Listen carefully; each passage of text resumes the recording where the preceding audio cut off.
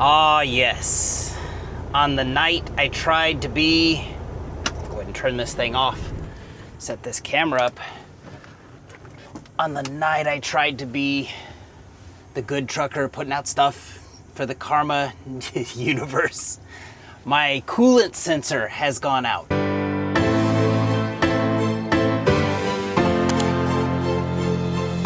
And I don't have an extra one. And so now it is, I mean, I know like how to fix it. I'm a fool for not carrying one with me, although I don't know if I could do it in this parking lot.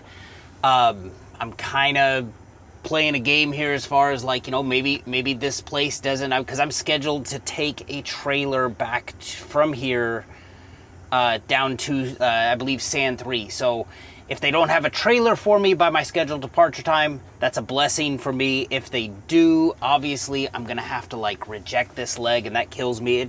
I've been here before. This was I made a video once, I called it rookie mistake, and the little coolant sensor went out. I know it's telling me the coolant level's low. I know that's incorrect. I got out and I looked, the coolant level's right where it's supposed to be. It's between the min and the max. Right now it's a little bit higher because it's the engine's warm, but I let it cool down. I let it kind of calm down in there a little bit, opened it up just to be sure there's no coolant in there. So kind of, you know, we're back on this night, maybe taking a turn for the a downward turn. It's one of those things, but yeah, I'm going to have to somehow because the last thing I want to do is connect a trailer, and I know I can do the engine override thing, but I don't think that that's safe. The last thing I want to do is be driving down the road and have the truck actually turn off, and that's just going to be a hazard. So I'm kind of playing it by ear right now, seeing, you know, it's just one of those unfortunate things. What are the chances that it happened? I mean, I got here, I docked the trailer, and as soon as I docked the trailer, the little stop engine light came on. I was like, I wonder what that is. I looked at the fault, coolant. I got out, checked the coolant level. I know it's the coolant sensor. I've been here before, and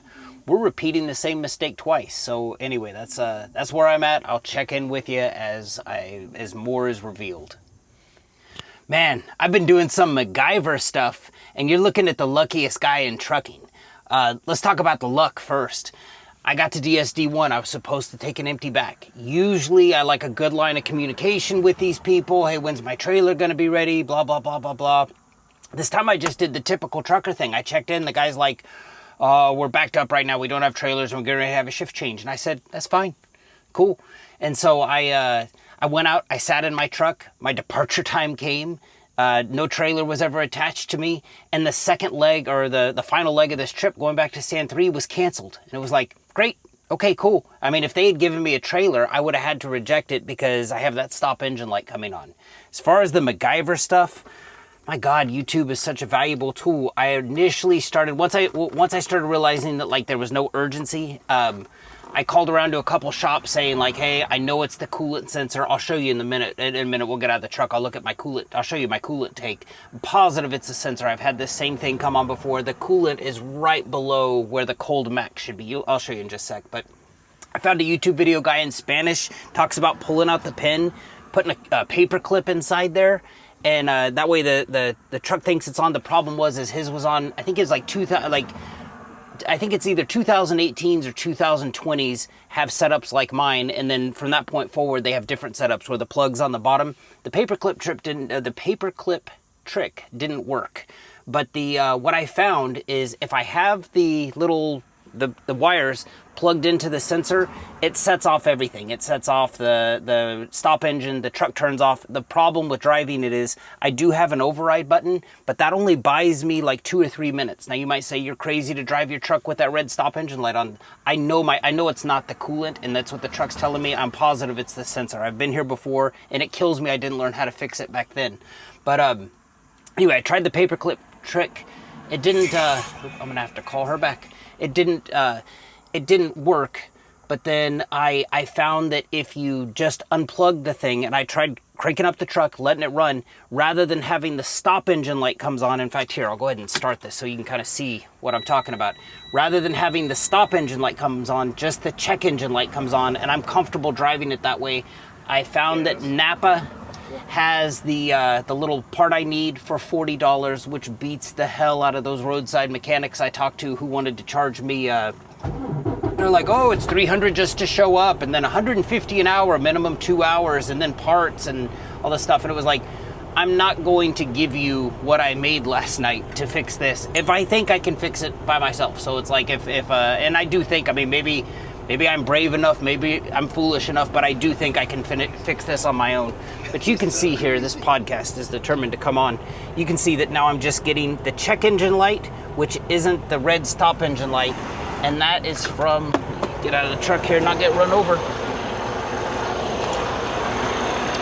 All that is from, you can see my coolant level is right where it's supposed to be, and all that is from disconnecting this. So I'm gonna get zip ties and tie this down somewhere where it's not rubbing up against anything. Let me move that off of there. But get away from the noisy engine. But I feel totally confident in driving this. I'm off of like Camino del Norte off of the 15. I'm gonna drop down into Poway off of Kirkham Road, and they have the replacement part there for me. I paid $42 for it. If it works, great. If not, I know it's not the coolant level, and I know the truck's safe to drive. All right, guys, this here's the moment of truth. There's no turning back. I just got on the freeway. I drove it around a couple miles around just back roads down there. Still the check engine light, not the stop engine light. So I'm convinced I can get this back to the yard, and then in my smaller car, I'm gonna run up to Poway later, pick up that thing and swap it out. But so far, the plan is working. 31 miles from DSD1 to my yard, made it the whole way down here with just the check engine light on. The stop engine light never came on. In theory, that paperclip, what you doing, Lou? That paperclip trick was supposed to complete the circuit and turn off all the lights. I either did it wrong or it doesn't work on my truck. One of those two things has to be true. But yeah, I tried messing around with the paperclip. It didn't change anything. It just left it on. But I'm glad to know that just unplugging the thing, was able to limp the truck to the yard. And by that, I mean, already this feels like a huge success to me. I'm still going to try to fix it, and I'm pretty sure that I can. But, just getting it to the yard. Say I can't fix it. Now I'm not paying emergency overnight. I need you right now. $300 to show up, $150 an hour for 2 hours plus parts. I mean, it's like, I think I just saved myself $500 getting the truck to the yard. The plan is now, it's 8:18 in the morning. Napa's not going to have my part until after 12:30. They're open until 7. I'm gonna go home and sleep because staying up till 12:30 does not serve me at all right now. It doesn't serve me well. So I'm gonna go home, get some sleep, wake up around 4-ish, and head up to Poway, get the part, and then try to fix the truck. But I'm gonna be sure that if I do successfully do the repair, I want to be sure it's bulletproof before. I mean, I'm not even trying to book anything right now. I just want to get the truck fixed, and if it doesn't work, then I know that maybe it's the wiring that goes to it. So I'm going to try to do the part that I can, go home and get some rest, and next time you see me, I'm going to be heading up to the Napa in Poway. Napa, my name is Shoni. How can I help you? Hi, I ordered a coolant sensor last night, overnight for Todd, and it was supposed to come in on the 12:30 truck today. I was just calling to see if it was there. It sure is here. Perfect. I'm going to head that way. I appreciate it. Yeah, of course. You have a good one. You too. Bye-bye. Come on, Lusu. Who's a good boy? All right, so I picked this location because it was geographically close to where I was at last night. Not necessarily that it's close to my house. So I think I drove by 5 Napas to get here. Come here, bud. Come here. Get another one of these in case we need it. How are you? Good, thank you. I ordered a coolant sensor, and it came in on the truck at 12:30. I called to see if it was there, and I appreciate it. Thank you. If you absolutely need one of these in the middle of the night, to have somebody come out and do it, it's like $750. Well, wait a minute. Who would you call that in the middle of the night that's going to come do that? There's truck service. It's for a semi-truck, so there's like truck service repair people, okay. And yeah. Is it like a huge semi-truck or like a... Like a regular semi-truck. It's not, I mean, it's a Freightliner. Like a Kenworth or something, or like... A what? Like a Kenworth or something? Kind of, yeah. That's a different brand. Mine's just it's a Freightliner. Oh, okay. it's a popular one. It's not a if you're a truck guy, you probably want like a Kenworth or a Peterbilt. Right. I think a Freightliner is more kind of like having like a Honda. It's pretty practical, but it's not all cool looking. Right. Okay.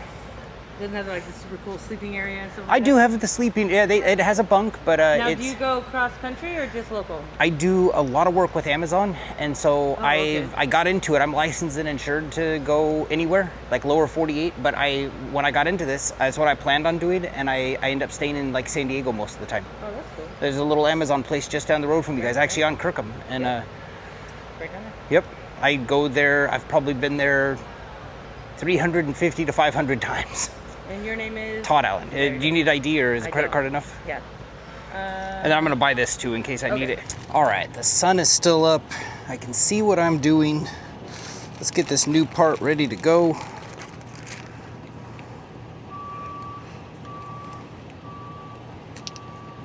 All right.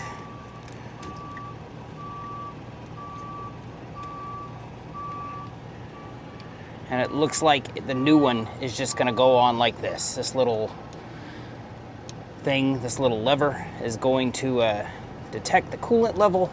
We'll set that one there so it's ready to go. I'm gonna need some channel locks to loosen this thing up.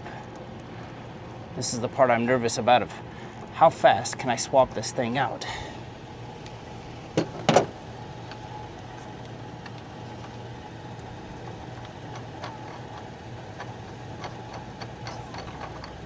All right.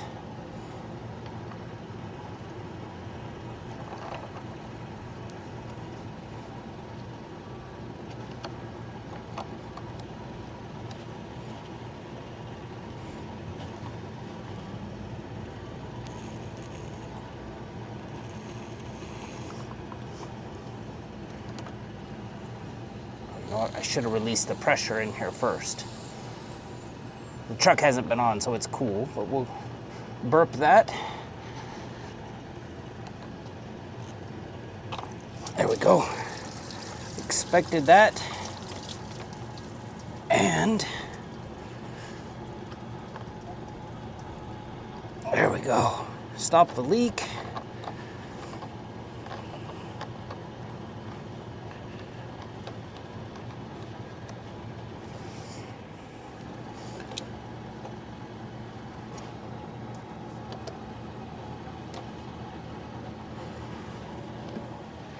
All right, so here's that moment of truth time. Before I zip tie all this back together, got the new one plugged in.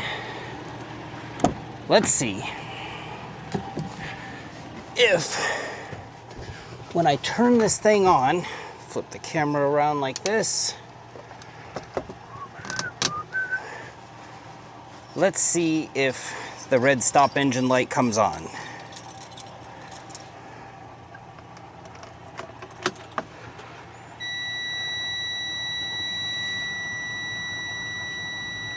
And if it does, it tells me it's the wiring, and if it's the wiring, I know I need to take it to the mechanic because I looked at where the wires go to back there, and it's beyond what I'm capable of doing. Let's just see here. Flip this camera around.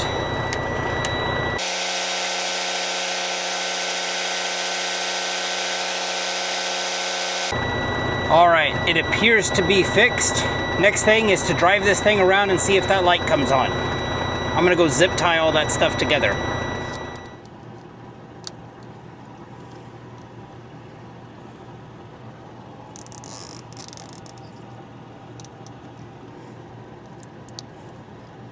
That's gonna be free and clear of everything. Cut these little tails off. And we're gonna take this thing for a spin. Couple miles into my test drive, no lights. It looks like we fixed it. What I'm doing now is I just want to drive it far enough to where the engine gets up to like proper temperature and that coolant has a chance to expand, and I just want to check it one more time for leaks to be sure, because it's not going to leak when it's cold sitting in a yard, but when it's under pressure, that's when I'm going to get a leak. So I'm heading back to the yard now, and so far, I mean, I like what I'm seeing. No lights, and I just need to check it one last time for leaks. All right, guys, back from the test drive with no leaks. I'm just keep peeking on that thing. I think I know what was wrong. Let's fix this a little better. I think I know what was wrong. This is the old one. There's a ton of play in this, in the new one. You can't, if you put the new one like this and take your finger away, this thing just drops down to the bottom. So the first time this happened to me a couple years ago, I buried my head in the sand and was like, a coolant sensor, that's like a fluke. Well, I'm now kind of coming to the realization that this is a wear and tear part. And this is something, not only should I probably carry a spare, I should probably throw this into like my preventative maintenance stuff. You know, maybe throw a new one in every year, year and a half, 2 years, something like this. But yeah, the new one has way more play in it, and this one, I for sure know that this is the problem. Went a little longer on this one. I usually don't go this long, but we covered a lot of ground. I mean, I figure I just turned a $750 problem into a $42 problem, because when I called last night for these, you know, roadside service repair people, it was like, well, it's $300 to show up, $150 every hour, minimum 2 hours plus parts, and it's like, we're gonna get to $750 real quick. So anyway, I'm glad how it all turned out. You know, if you're an owner-operator who knows this, I'm envious of you. I would question, you know, how did you come to know this? And, you know, probably through experience. And I've said on here a lot, I mean, I'm trying my best. I'm trying to learn as much as I can, as fast as I can, but I didn't get into trucking inherently knowing even what a coolant sensor was. And, you know, I'm grateful for the YouTube community for, you know, putting videos out there to help people like me. If, like I said, if you're driving a truck, you're new to trucking, you don't know what a coolant sensor is, at least take the time to learn how to disconnect your coolant sensor, because that may get you out of a stop engine light situation and buy you some time to get you down the road. But again, we went long on this. I normally don't go this long. I just, you know, we covered so much, I wanted to be thorough. So appreciate you taking the trip with me. Hope this video serves you well. Take care.